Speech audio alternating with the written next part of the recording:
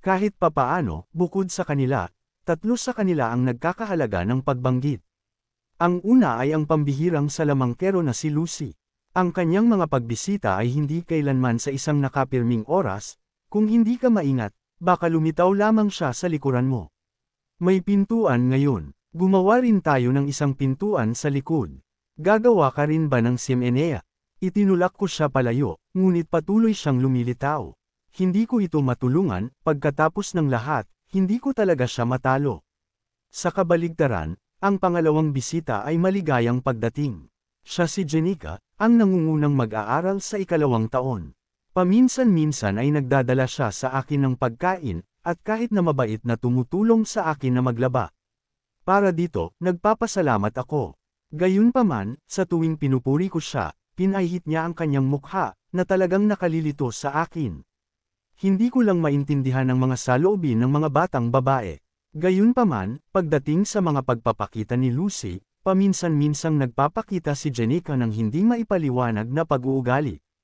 Ang huling bisita, nakilala bilang gintong anak na babae, si Lortelli. Si Lortelli ang mastermind sa likod ng Act 2, at nagtitipon siya ng suporta para sa rebelyon sa Opheles Hall. Ayokong makisali, kaya mahigpit kong tinanggihan ang kanyang panukala. Kung hindi ako, may kikialam, ang lahat ay magpapatuloy ayon sa script. Ngunit nang marinig ko mula sa kanya na si Toad ay nanghihina, natigilan ako. Naguguluhan ito sa akin. Bakit hindi napunta ang mga bagay bilang script? Ano? Bakit siya nahina? Sabihin mo sa akin ang nangyari. Bago ito, si Toad, ayon sa orihinal na script, ay napunta kay Taylor. Ayon sa orihinal na linya ng kwento, si Taylor ay dapat natalunin si Toad ng malubhang. Kapag ininsulto ni Toad si Taylor, na nagsasabing mas masahol siya kaysa kay Ed, kahit na mas mababa sa isang insekto, ang isang kamao ay dapat na mapunta sa kanyang mukha. Gayunpaman, sa oras na ito, ang pag-atake ay itinapon ni Zix. Walang nakakaalam kung bakit, ngunit sa oras na ito si Zix ay lumitaw na hindi pangkaraniwang galit. Wala akong masyadong mahirap gawin. Kunin ang susi na ito mula kay Alice, at ipasok ang Opheles Hall. Kapag ang mga mas mababang mag-aaral ay sumasabay doon, kailangan mo lamang buksan ang pintuan. Tinanong ko siya kung bakit ako sa lahat ng tao.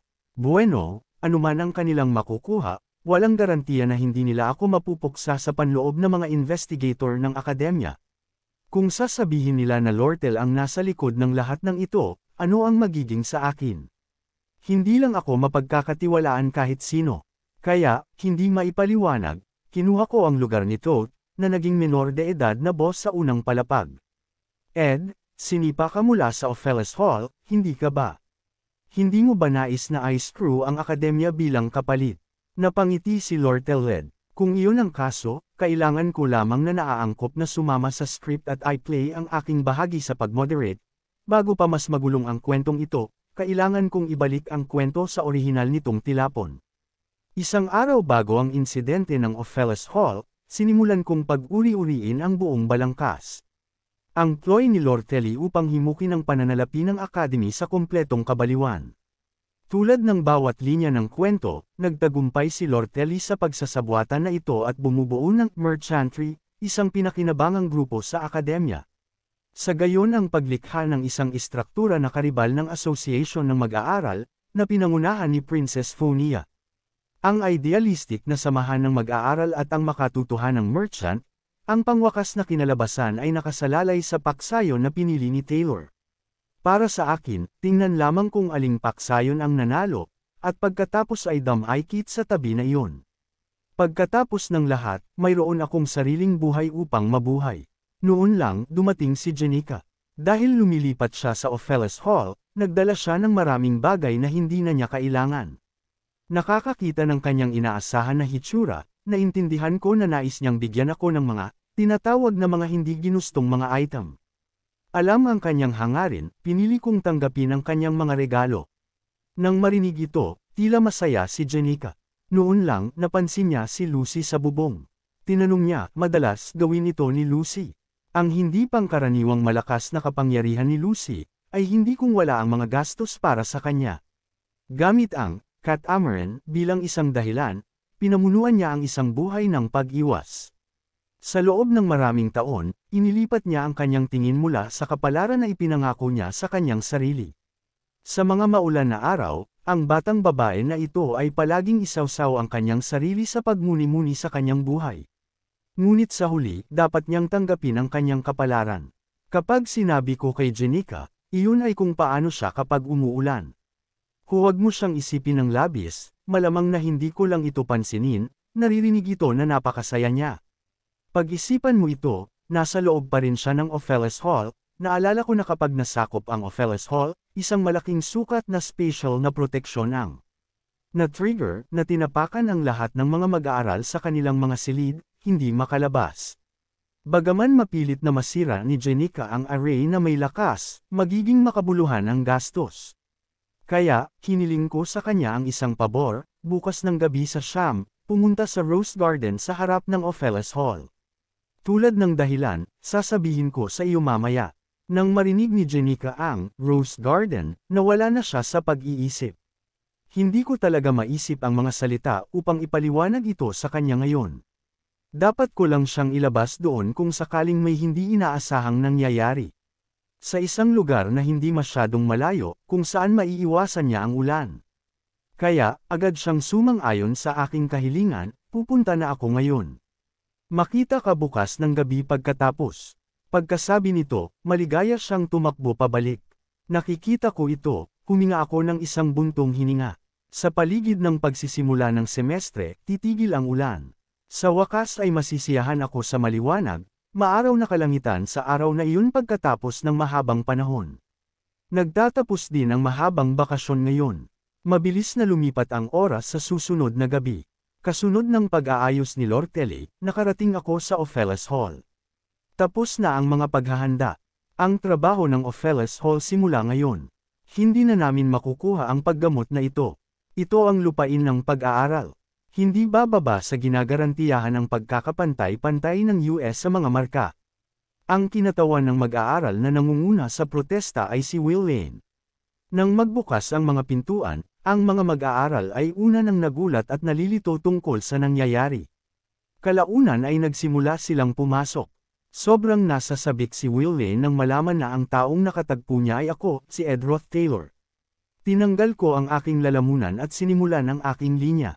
Palagi akong sumang-ayon sa lahat ng mga bagay na sinisigawan mo.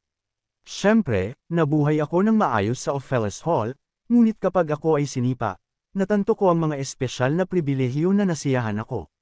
Naririnig ito, nahipo si Will Lane, ako ay tanga. Hinuhusgahan kita batay sa mga alingaw-ngaw. Hindi ko rin alam na ikaw ay isang mahusay na tao. Gayunpaman, sa sandaling ito, ako ay masyadong tamad na mag-aaksaya ng mga salita sa kanya, at hinikayat ko siyang kumilos ng mabilis. Dadalhin ni Will Lane ang taglagas para sa lahat.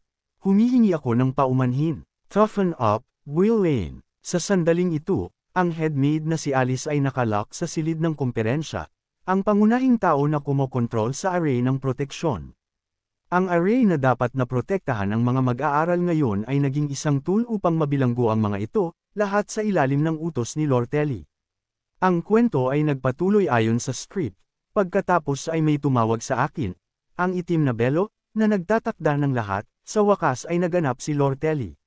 Nang dumating si Lortelli sa Opheles Hall, opisyal na pumasok ang kwento sa mahalagang yugto nito.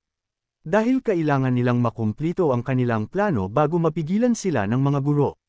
Sa sandaling ito, biglang pinigilan ako ni Lortelli, alam kong ito ay mabait sa asul ngunit pinatay mo na ba ang isang tao? Alam ko kung ano ang ibig niyang sabihin, ngunit matatag akong sumagot, hindi, naririnig ito, ngumiti si Lortelli, wala rin ako, ngunit nagawa ko ang mga katulad na bagay dahil kailangan kong mabuhay. Naintindihan ko, tinutukoy niya ang dating sarili. Upang mabuhay sa maruming mundo, tinapakan niya ang dignidad ng iba, nakapansin-pansin na protektahan ang sarili. Ngunit ang mga pagkilos na ito, ay mga dahilan lamang na ginawa niya para sa kanyang sarili. Ito mismo ang dahilan kung bakit siya tinawag na gintong anak na babae. Mas kilala niya kaysa sa sinuman na hindi siya karapat-dapat ng pakikiramay. Kaya, tinanong ako ni Lortelli, nakikiramay ka ba sa mga taong ganyan? Mabuti man o masama, ang kalungkutan ay laging sama-sama. Upang masira mula sa kalungkutan, kailangan mong maghanap ng ibang tao na nakikipaglaban sa parehong Nier. Ang aking sagot ay nanatiling, hindi. Sinabi ko sa kanya, kailangan mong kumuha ng responsibilidad para sa iyong sariling mga pagpipilian. Hindi siya naghahanap ng katulad ko. Matapos matanggap ang sagot, tahimik si Lortelli, pagkatapos ay ngumiti siya. Sinabi ko ang isang bagay na walang silbi, na hindi katulad ng aking sarili. Dapat kong gawin kung ano ang narito ako. Pagkatapos ng lahat, walang oras. Matapos sabihin na umalis siya, umupo ako upang uriin ang balangkas.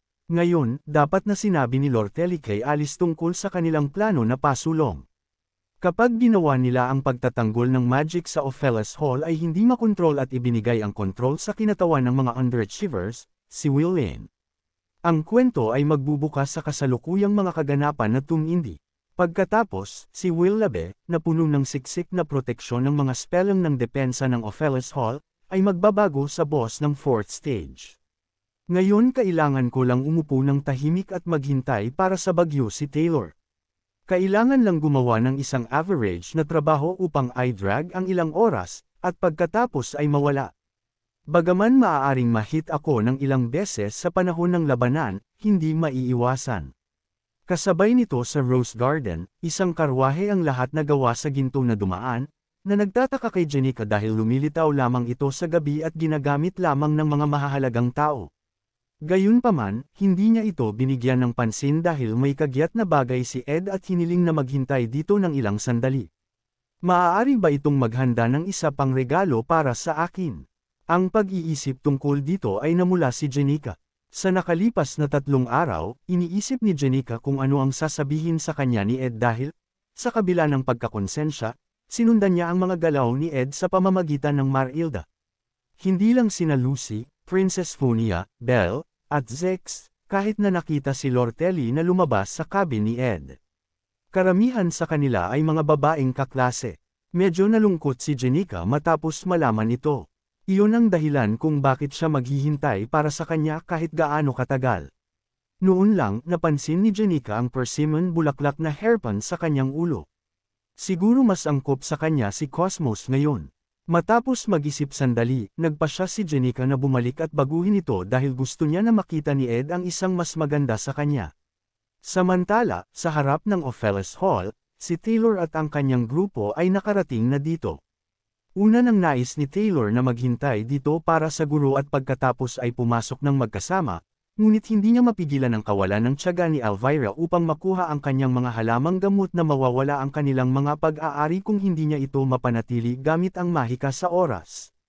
Tumigil si Ayla, sinusubukan niyang mag-barge doon ng mag-isa.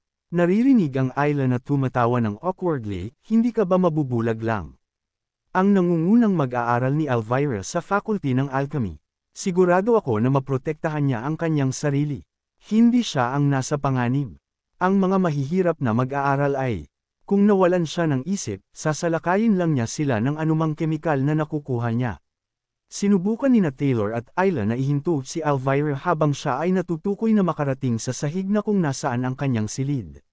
Pagkatapos ay sinipa niya ang pagbukas ng pintuan sa harap, ngunit nang makita nila ang mga tao sa loob, ang kanilang mga mukha ay nagpakita ng kawalan ng paniniwala. Ito ay ikaw, Ed Roth Taylor. Tinanong agad ako ni Taylor kung bakit ako nasa bulwagan. Sinimulan ni Elvira ang pagsusuri sa sitwasyon. Sa pagtingin sa magulo na bulwagan at ang mga yapak sa lupa, tinitingnan ang magulo na bulwagan at ang mga nagkakaugnay na mga bakas ng paa sa lupa, ito ay kagiliw-giliw na. Hindi ko ito inaasahan. Sinusubukan mong pigilan kami. Sa ito, nagbigay ako ng isang tiyak na sagot, oo, hindi ko maiwasang maipasa ka. Gayunpaman, sa sandaling ito, si Elvira ay tila hindi pangkaraniwang tiwala dahil si Zex ay nagpahayag ng maraming impormasyon tungkol sa akin sa kanila. Bagaman ang iyong kasanayan sa mahika ay napabuti ng maraming, ang karamihan sa mga ito ay pangunahing mahika. At sa aming panig, mayroon kaming isang dissenting swordsman, ang pinakamalakas na alchemist sa unang taon, at isang mage. Hindi mo ba nakikita ang pagkakaiba sa pagitan namin? Bakit mo ito ginagawa, Ed Roth Taylor? Sabihin mo sa akin ngayon, kung ano ang nangyayari doon. Nang makita na hindi ako tumugon, si Taylor ang unang sumalakay sa akin. Kahit na nais kong yumigtad, mas interesado akong subukan ang kanilang lakas.